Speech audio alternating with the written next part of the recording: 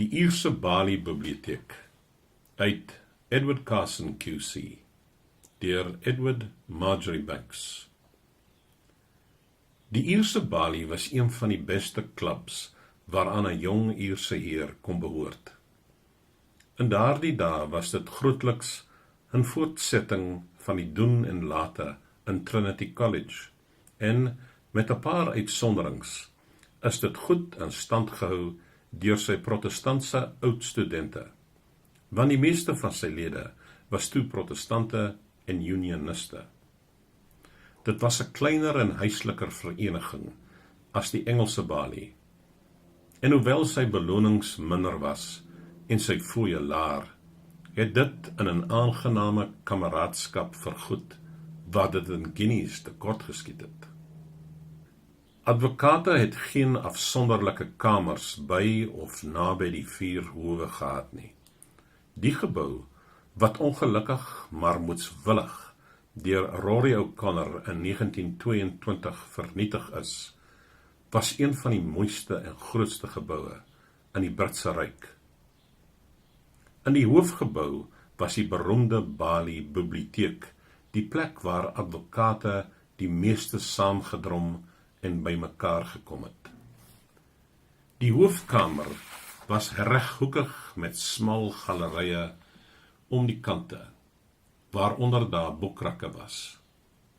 Daar was 'n klein 8-hoekige kamertjie op elke hoek, en nog 'n kamer, die lang kamer, was reghoekig daarmee, met 'n opening aan die een kant. Die ingang was deur een van die klein kamertjies, wat 'n voorkamer geword het, waar prokureurs en hulle klerke met advokate kon praat. Die advokate het op banke by lang lesenaars gesit, of by die ronde tafel. 'n groot tafel in die middel van die hoofkamer. Oorkant die groot kaggel waar 12 mense gesit het, of by klein ronde tafeltjies, of afsonderlike lesenaars in die hoekkamers, of anders kon hulle enige beskikbare plek beset. Die akkommodasie was heel onvoldoende vir die getalle wat dit benodig het, en die Bali was volgepak, soos kinders in 'n armoedige skool in die slegte ou dae, maar met baie meer ongerief as wat nou in so 'n plek geduld sou word. Dit is maklik verstaanbaar dat met die kwartiering so na aan mekaar, die lede van die Bali 'n gemeenskap was wat baie nader aan mekaar was as hulle broeders in Londen. Jaloesie en skinderpraatjies was buite die kwessie, en vriendskap en kameraadskap was nie net aan die orde van die dag nie, maar noodsaaklik onder sulke omstandighede. In daardie dae het elke advokaat in die stad gewoon, en gereeld elke oggend hof toe gekom. Toe hy sy toga aangetrek het en homself gepruik het, en of hy verwag het om in die hof te verskyn of nie, het hy na die biblioteek toe gegaan om te werk of om reg te maak vir die hof. Net soos in die laarhuis was daar nie spesiale sitplekke waarop hulle geregtig was nie, maar elke man het uitgewoonte tog sy eie sitplek bekom. As gevolg van die beperkte hoeveelheid regsaake, was dit nie moontlik om te spesialiseer soos in Engeland nie, en 'n junior advokaat moes bereid wees om in enige hof sake te behartig of advies te gee. Die algemene kennis wat as gevolg hiervan noodgedwonge verwerf is, was besonder nuttig vir Carson, toe hy na die Engelse Bali gegaan het, en op baie geleenthede het hy die Engelse regters en sy eie kollegas, soos A.H. Bremner, verras met sy kennis van die obskuurste regkundige doktrines wat vir die alledaagse Engelse regsgeleerde 'n geslote boek was. Nogtans het die biblioteek sy eie algemene verdelings gehad. Die longroom het byvoorbeeld hoofsaaklik die chancery manne en die aktebesorgers gehuisves. Wanneer hulle nie in die howe betrokke was nie, het almal hulle dae in die biblioteek deurgebring. Die verwende Engelse advokaat met sy private kamers en sy senior en junior klerk het seker gewonder hoe die ure daarin geslaag het om hulle sake daar te verrig. Die kraaier het by die ingang van die hoofkamer gestaan. Hierdie formidabele amptenaar was in Carson se tyd 'n voormalige sergeant-majoor met die naam van Bramley, wat 'n helder, kragtiger stem gehad het. Prokureurs of hulle klerke, advokate het nie klerke gehad nie, wat gevra het om 'n advokaat te spreek of om hom na die hof te aanbied, het na die deur van die biblioteek gekom en die naam van die besondere advokaat genoem. Bramley het daarop die naam uitgebasuin. Sy stem kon ver ander kan die verste hoek van die biblioteek gehoor word. En die advokaat het dan dadelik sy voorbereiding of studie gestaak en deur toe gegaan. Bramley se stem het van die vroeëre ure in die oggend af tot laat in die middag sy dinamiek behou en laat dit in alle opregtigheid aangeteken word. Die sergeant-majoor se keel het baie min olie nodig gehad.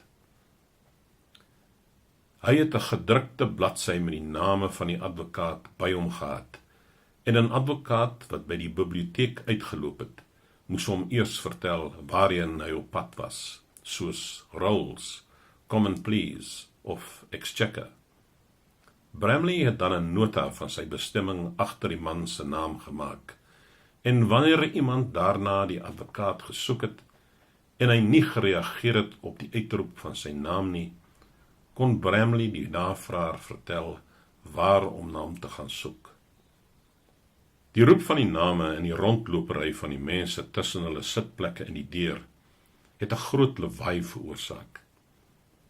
Verder was daar die biblioteek boys. Sommige van hierdie boys was manne wat al baie oud was, wat genoodsaak was om op 'n drafstap of so vinnig as wat hulle al strompelend kon na die gevraagde boeke vir die balielede te gaan soek.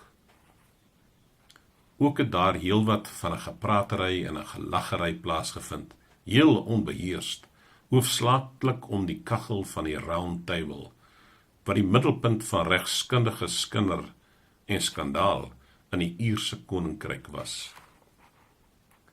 Vernuweling soos Carson in 1877 het die plek meer na 'n moerse deurmekaarspel gelyk as 'n plek om in te werk. Hy het gewonder hoe hy, wanneer 'n prokureur na hom sou verneem, sy naam bo so 'n kabaal sou kon hoor, om nie eens daarvan te praat om in so 'n plek te studeer nie. Gou egter, net soos al die ander, het hy daaraan gewoond geraak, en het dit vir hom moontlik geword om sy ore teen elke klank te sluit, behalwe Bramley se bulderende Carson, wat aanvanklik nie veel gehoor is nie, maar wel 'n roepstem wat later, soos die jare verbygegaan het, amper vervelig geword het as gevolg van die dikwelse herhaling daarvan. In die biblioteek het Carson agtergekom dat 'n algemene geraas, maak nie saak hoe hard dit was nie so kwellend vir 'n werker was, as wanneer twee persone naby mekaar in 'n fluistergesprek gewikkel was nie. Die biblioteekstelsel het groot voordele gehad. Die here van die balie vanuit die 6 Ierse streke, in 1877 was daar 6 hofstreke, was saamgevoeg, en soos die Katolieke en nasionaliste begin het om na die balie toe te kom, het die biblioteek 'n aangename sentrum van vriendskap en kameraadskap tussen persone wat polities en godsdienstig sterk met mekaar verskil het geword. Die balie was inderdaad die beste sosiale klub in Dublin. Verder was dit 'n groot voordeel vir 'n jong man om tussen ouer en meer ervarenes te beweeg. 'n Junior kon altyd vir 'n senior om bystand vra, en sulke hulp was vrylik beskikbaar. Advokate wat saam in 'n saak betrokke was, kon dit met mekaar bespreek en die nuttigste oorlegplegings was daardie wat informeel in die biblioteek gehou is. Meer formele beraadslagings is in die aand aan huise van die advokaat gehou, of in 'n konsultasiekamer in die howe, direk voor of na die hof verdag het. As die formele konsultasies aan huise van ure gehou is, het dit egter dikwels gedirigeer na informaliteit toe.